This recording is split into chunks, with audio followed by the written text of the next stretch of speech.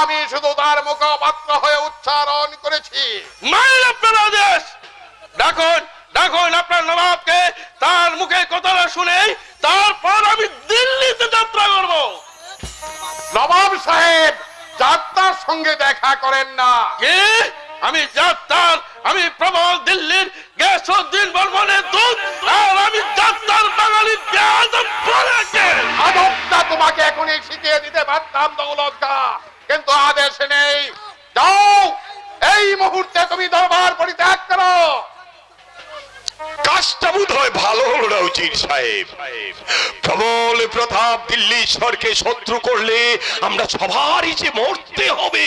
দুনিয়ায় কেউ অমর নেই ফকির সাহেব, তাই মৃত্যু ভয়ে দিল্লির প্রভুত্ব আর অমানসিক অত্যাচার বাংলা কোনোদিন বরদাস্ত করবে না।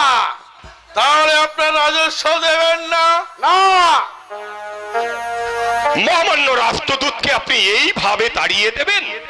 নবাবের আদেশ এই, নইলে যে অপরাধে ও সঙ্গী আর বানালির হত্যা করা হয়েছে সেই অপরাধের সঙ্গী হিসাবে ওর মাথা মুড়িয়ে গোল টেনে গাদায় চড়িয়ে বাংলা থেকে বের করে দিও। সাবধান অসভ্য বাঙালি! হুঁশিয়ার শয়তানের বাচ্চা দিল্লিওয়ালা, স্মরণ রেখো, এটা দিল্লি নয়, এটা বাংলার দরবার। আমার ইঙ্গিতে হাজার হাজার তরবারি তোমার মাথার উপর পড়তে পারে। ঠিক হ্যাঁ, ঠিক হ্যাঁ, ঠিক হ্যাঁ, ঠিক হ্যাঁ। আমিও দৌলত খাঁ, আজকের অপমানের প্রতিশোধ আমি কড়াই গন্ডায় যদি অশীল করতে না পারি, বিথায় আমার নাম কান্দারি মুসলমানের বাচ্চাই নয়।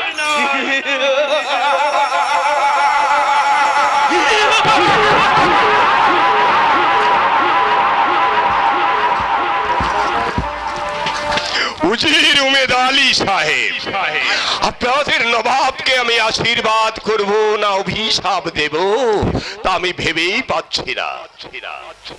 তবে আমার মনে হয় এবার একটা প্রবল বর্ষণের সম্মুখীন হবার আগে একটু ধীর মস্তিষ্কে ভাবনা চিন্তা করা উচিতই ছিল।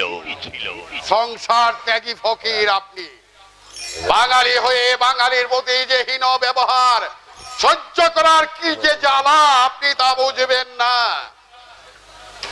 সেই জ্বালা নিবারণের জন্যই কি দিল্লির দূতকে বাংলা থেকে তাড়িয়ে দিয়েছেন? আমি নই শেহজাদা, এশীয় বঙ্গেশ্বরের আদেশ। বঙ্গেশ্বরকে আপনি না আমার চাচা তুংগ্রিল খাঁ? শেহজাদা, জবাব দিন উজির সাহেব। এই দীর্ঘ 1 বছরের মধ্যে আমরা কেউ নবাবকে চোখে দেখতে পাইনি। বলুন তিনি কোথায়? কেন আপনি তার নাম করে ভাবে স্বেচ্ছাচার চালিয়ে যাচ্ছেন? আমি বাংলা নবাবের বৃত্ত, আপনার নয় শেহজাদা, তাই আপনার এই প্রশ্নের উত্তর দিতে আমি বাধ্য নই। সে জাদা বলে কথা, তাকে এইভাবে অগ্রাহ্য করা কি আপনার উচিত হয়েছে? আরে খোদা তাআলা না করুন, তিনি যদি কোনোদিন নবাব হয়ে যান তাহলে আপনার এই দৃষ্টতা সেদিন কি তিনি ক্ষমা করবেন? বর্তমানের ভয়ে ভবিষ্যৎকে আমি অস্বীকার করতে পারি না ফকির সাহেব। তাই জন্মে আমি বাঙালি, কর্মে পুরুষানুক্রমে বাংলা নবাবের বৃত্ত। তাই আমি জানি এই দুনিয়ার মধ্যে আমার মাত্র দুটি কাজ, একটি হলো নবাবের আদেশ পালন, আরেকটি হলো এই বাঙালি ভাইদের কল্যাণ সাধন। ষড়যন্ত্র, ষড়যন্ত্র, ওই শয়তান উজিরের ষড়যন্ত্র। শাহজাদা, আমি বুঝতে পারছি ফকির সাহেব, বাংলার সঙ্গে দিল্লির একটা বিরোধ ঘটিয়ে দিয়ে ওই শয়তান উজির চায় বাংলার গদি দখল করতে। তাই নাকি?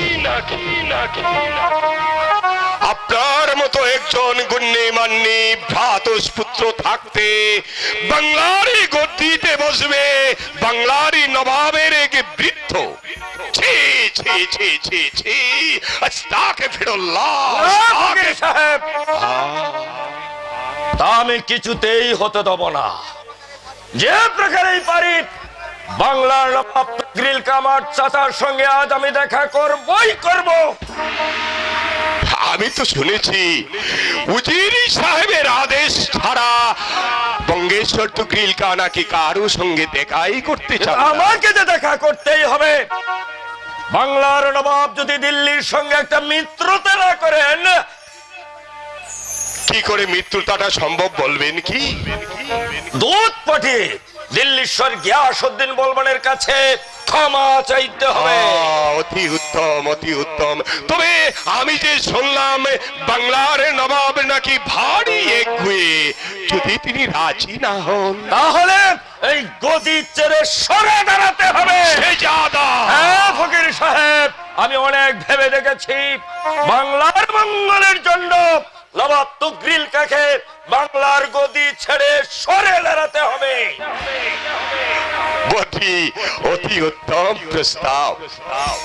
তো গ্রিল কার পরিবর্তে আপনার মতো একজন গুণধর মানুষ যদি বাংলার গদিতে বসে, তাহলে ওই দিল্লির প্রবল শত্রুর হাত থেকে আমরা চিরতরে মুক্তি পেয়ে যাব।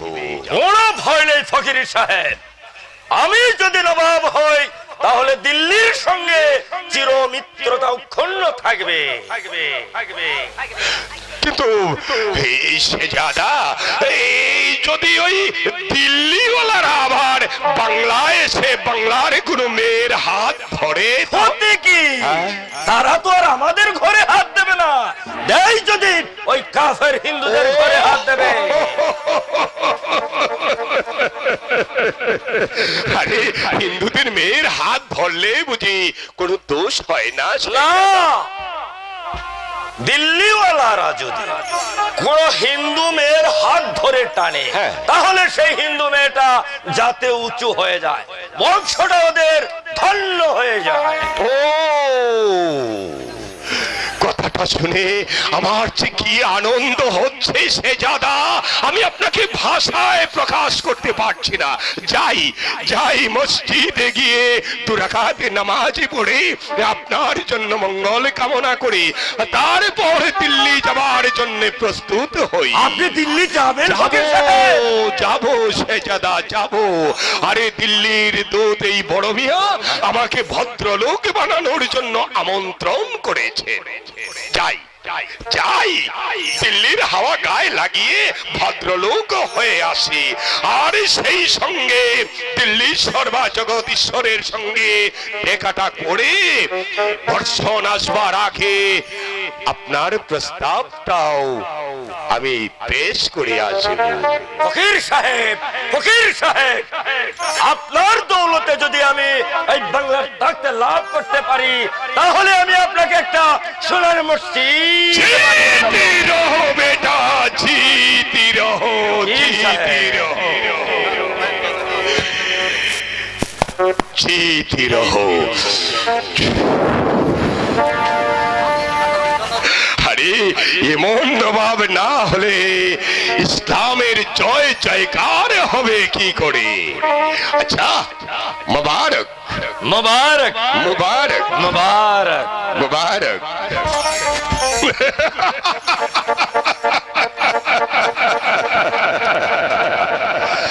প্রবল বর্ষণে সমাগত বাংলার বুকে দিল্লি থেকে একটা প্রচন্ড বর্ষণের আভাস আমি পেয়েছি। জানি না সেই বর্ষণের ফলে কে ভেসে যাবে। দিল্লি, বাংলা তো গ্রিল খা না শেহজাদা মমিনী খা, কে জানে। খোদার বান্দা আল ইমাম ফকির, আমি খোদা তাআলার মসজিদেই চলবো। হক মাওলা, হক মাওলা।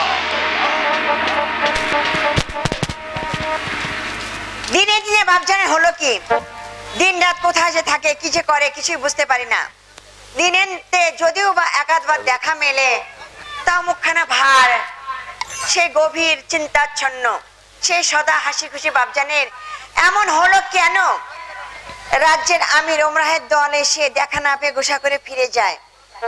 দরবারের সমস্ত দায়িত্ব উজির চাচাকে দিয়ে বাপজান সেই যে চলে গেল, আজ প্রায় 1 বছর হতে চলেছে। রাজ্যের কোনো গোপন স্থানে শুনতে পাই লাখে লাখে হাতিয়ার তৈরি হচ্ছে, গোলাবারুদ তৈরি হচ্ছে। এ কিসের ইঙ্গিত? পিপিলিকার পালক উঠেছে মরবার ইঙ্গিতে সেরা বানো। বাংলা এখন দুর্দিন সমাগত সেই জাতি, হঠাৎ হঠাৎ নয় সেই জাতি, নবাবের দীর্ঘদিনের খানখেয়ালির পরিমাণ।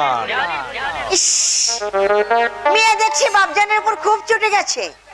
বলি ব্যাপারটা কি, কোথাও থেকে গলা ধাক্কা খেয়েছিল? আমাকে গলা ধাক্কা দেবে এমন লোক এই বাংলায় নেই সেরা বানো। না থাকলেই ভালো, তবে ওই যে পুলকে অনেক কুকথা বলে কিনা তাই ভাবছি। কে কি বলে? ওরে বাবারে, এই যে দেখছি জখমি ঘোড়ার মতো লাফিয়ে উঠলে।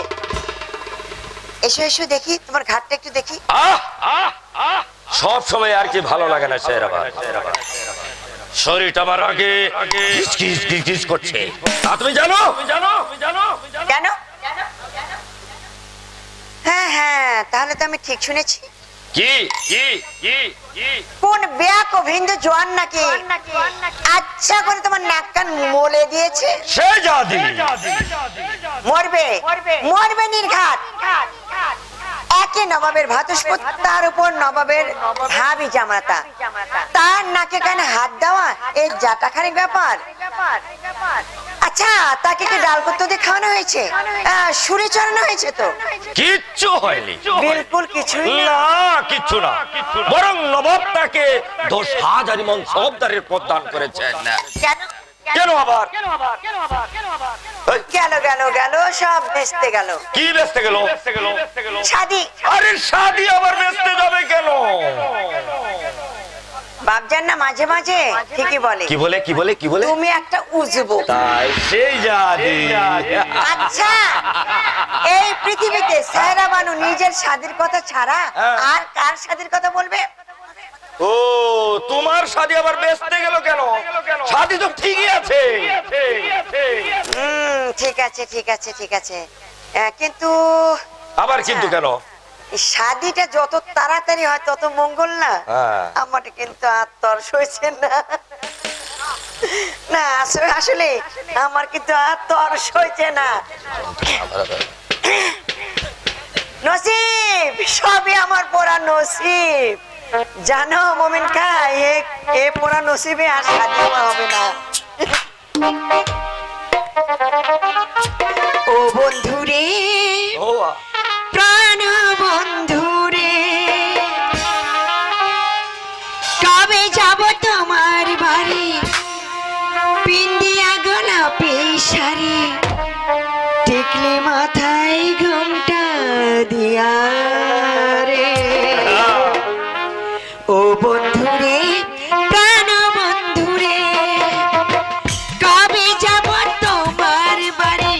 পিন্দিয়া গোলাপি শাড়ি, টিকলি মাথায় ঘোমটা দিয়া রে। ও বন্ধুরে, প্রাণ বন্ধুরে।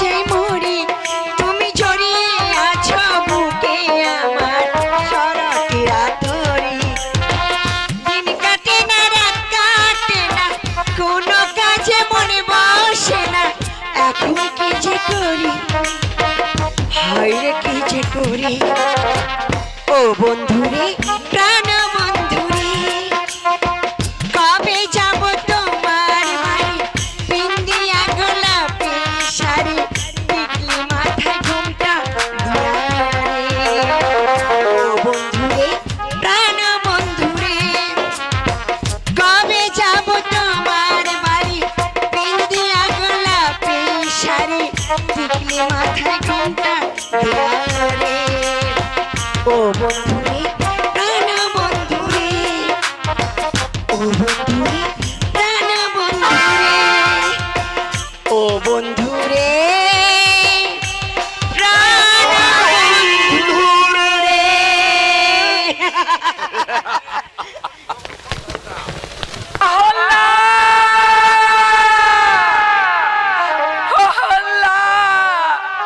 ফিরে আয় মা, তুই ফিরে আয়।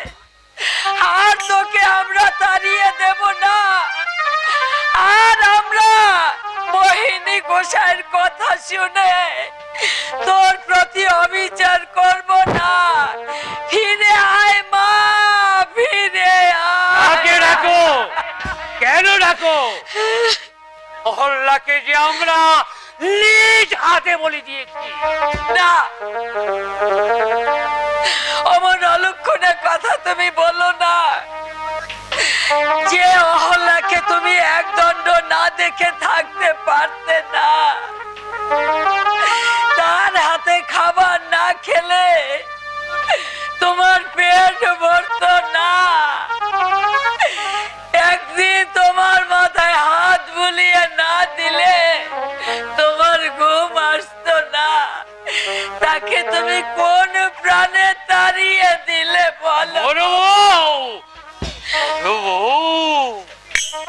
সে যে এই কুটিল সংসারের কোনো কিছুই জানে না, বাইরে পৃথিবীর কোনো খবর সে রাখে না।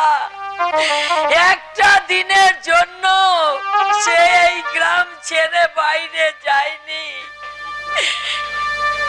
একদিনও মায়ের কোলে না শুলে যার ঘুম হয়নি, তাকে কোন প্রাণে একাকিনী তুমি বাড়ি থেকে তাড়িয়ে দিলে? আমি দেইনি বলো বউ, আমি দেইনি।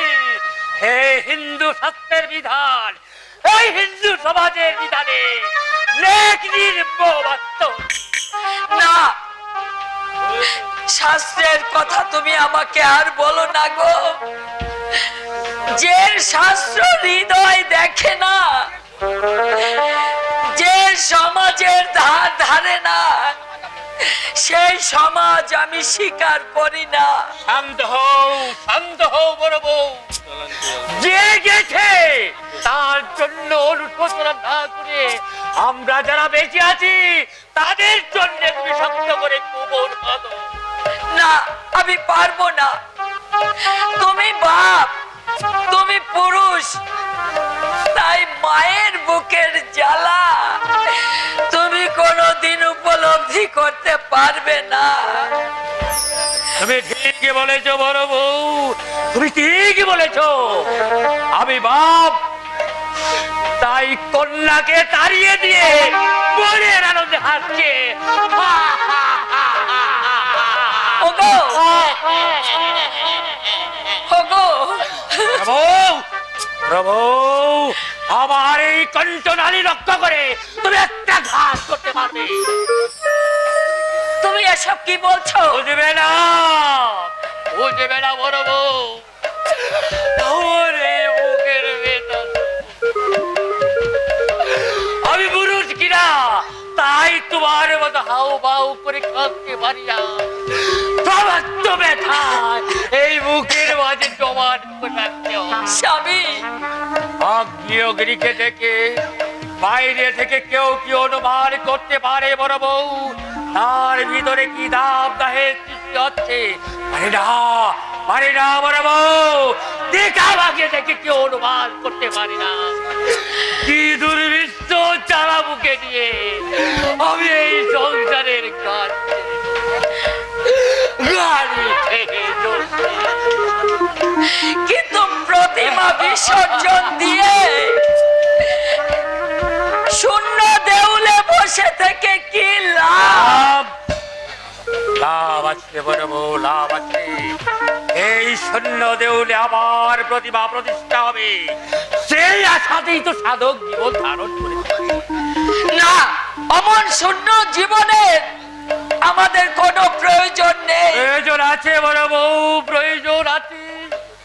যদি চিরস্তিতে একদিন বীজ বপন হয়েছিল ওই দুষ্ট অসুরকে দমন করতে, আমার হল্লার মতো নিরপরাধী সমাজে পরিত্যক্তা নিগৃহীতা নারীর হাজার হাজার নারীর চোখে চলে এই সমাজ বিধ্বংসী এক বস্তির আঘাতে ব্যাংকে দুর্বার হয়ে যাবে।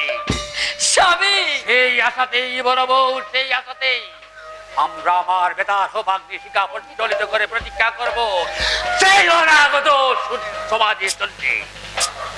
কত দূরে কোথা তুমি ওগো মোর ভালোবাসার জন, তোমার লাগিয়া ঝরে আখি মোর উতলা হৃদয় মন, এত যে রুধন এত আখি জল, সকলেই হবে কি মিছে কেবল, পাও না কি গো শুনিতে তুমি ব্যথা বড়া আহ্বান। ময়না, ময়না, কই বাবা, কই মা, দিদি তো আজও এলো না। তোমরা যে বলেছিলে রাগ কমে গেলেই দিদি আবার ফিরে আসবে, কিন্তু কই, দিন গেল, একটা রাত কেটে গেল, তবু তো দিদি আমায় একবারও ময়না ভাই বলে ডাকলো না। চুপ কর ময়না, অমন করে কেঁদে তুই আমাকে পাগল করে দিস নে। কিন্তু বড় আধার রাজ্যে মা, দিদি যে বড় ভীতু, কেমন করে কোথায় কার কাছে কাটালো যে রাতটা সেটা ভেবে আমায় পাগল হয়ে যাচ্ছি মা। ওগো, ওগো তোমরা আমার দিদিকে ময়না! এনে দাও। ওরে ময়না, তোর দিদিকে যে এই সমাজটা গ্রাস করে ফেলেছে, কি করে সে তোর কাছে ফিরে আসবে? দিদি আসতে না পারলে চলো আমরাই যাই। কি করে যাবি রে বাবা, সে যে অনেক দূর। মনের টানে দূর নিকটবর্তী হয়ে যায়। চলো চলো শীঘ্রই চলো। কি হবে আমাদের এই অসার সংসারে থেকে? কি লাভ হবে এই সমাজে বাস করে যদি দিদির মতো মেয়েকেই আমরা হারিয়ে ফেলি? উত্তর দাও, উত্তর দাও। এই নিষ্পাপ শিশুর কথা তুমি উত্তর এই দাও। উত্তর আমি দেব করুণা, বলার ভাষাতে আমি হারিয়ে ফেলেছি। কে? শক্তিরা তুমি এসেছো? দেখো দেখো আমাদের কি সর্বনাশ! কি সর্বনাশ হয়েছে ময়না? আমাদের অহল্যা আরে আয় ময়না, কেন বাবা? দেখতে পাচ্ছিস না তোর দিদির আত্মহতির সুযোগ নিয়ে এই কুলাঙ্গার হিন্দু সন্তান কেমন তোর নবমের বিচে মানে ওট রাঙিয়ে এই রাজকীয় পোশাক করে এসেছে। আপনি ভুল বুঝছেন যেটা আমার আজ এই বৃদ্ধ বয়সে তোমার কাছ থেকে আর ভোর সদ্যের পাঠ দিতে হবে না। মিথ্যা সন্দেহে আপনি আমার প্রতি অকারণ বিরূপাচরণ করবেন না জ্যাঠামশাই। বিশ্বাস করুন, ওই নবমের মিটে পানে আমি ঠোঁট রাঙিয়ে আসিনি। আমারও তাই বিশ্বাস। আমাদের শক্তিনাথ কখনো হিন্দু সমাজের অমর্যাদা করতে পারে না। আরে আরে বড় বউ, প্রাণের মায়ায় মানুষ সব কিছু পারে। জ্যাঠামশাই, তুমি কি বলছো? আমি বাবা? ঠিকই বলছি রে ময়না, আমি ঠিকই বলছি। দিল্লির মুসলমানকে হত্যা করে কেউ কোনদিন এই পুরস্কার পায় না।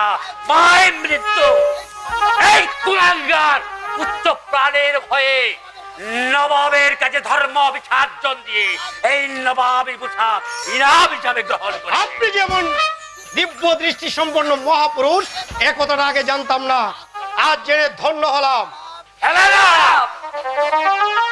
এ অতি দূরদর্শী মহাপুরুষ, তোমার করে করে হাজার প্রণাম। আমি তোমার পরিহাসের পাত্র নই সারা।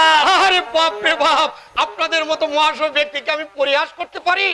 বড় জোর আপনাদের পিঠে দু এক গা বেতের সৎ ব্যবহার করতে পারি। ছি ভাই, ধৈর্য হারিয়ে মানি ব্যক্তির মান হনন করা মনুষ্যত্বের কাজ নয়। মানুষ থাকলে তো মনুষ্যত্ব থাকবে শক্তি না।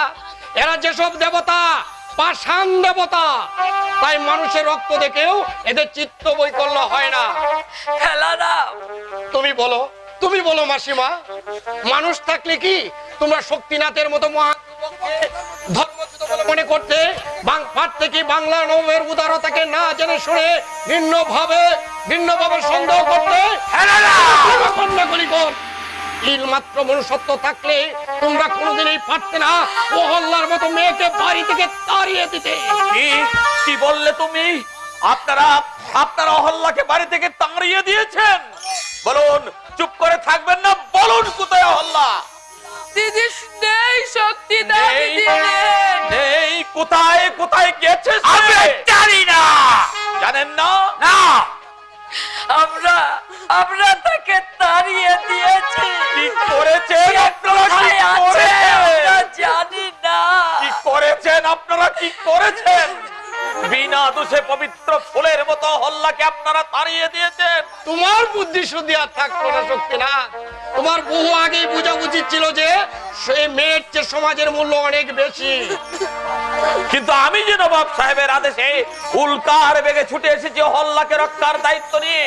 তোমার নবাবকে বলে দিও শক্তিনাথ, যে মুসলমানের জন্য আমার মেয়ে হাত তুলেছে, সেই মুসলমানের অনুগ্রহে আমি আমার কন্যাকে রক্ষা করতে চাই না।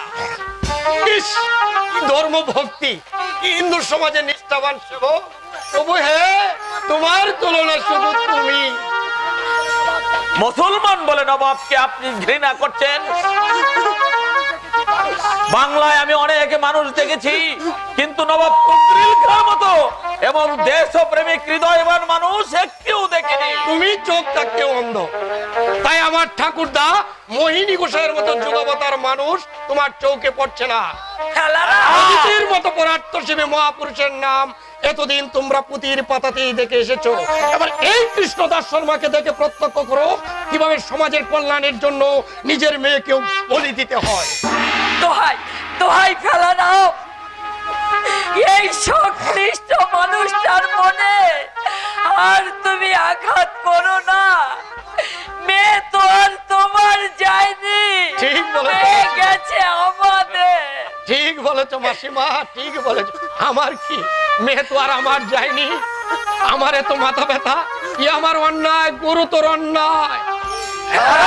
আশ্চর্য কি জানেন কৃষ্ণদাস শর্মা, ঘাতক যখন চাক শিশুকে যুবকাস্তে ফেলে মহল্লাসে করে উত্তোলন করে, তখন তার চোখ হয়তো মাংসের লোভে আনন্দে উল্লাসিত হয়, কিন্তু পরে যারা দর্শক হয়ে দাঁড়িয়ে থাকে তাদের চোখে নেমে আসে বেদনার অশ্রুধারা। বলে যাও ফেলারাম, হিন্দু দর্শনের এমন মূল মন্ত্র তুমি কোথায় পেলে? পেলাম এই নিষ্ঠুর সমাজের কাছে, পেলাম অহল্যার মতো যারা বিনা দোষে পাষাণ হয়েছে তাদের কাছে। আমায় নয় রে ময়না, আমায় নয়। যদি তোর দিদিকে ফিরে পেতে চাস তাহলে আমাকে নয়, ওই শক্তিনাথের শরণাপন্ন হ। একমাত্র শক্তিনাথেই এই জগতে একটি মানুষ যে তোর দিদিকে আবার ফিরিয়ে আনতে পারে। ফেলারাম,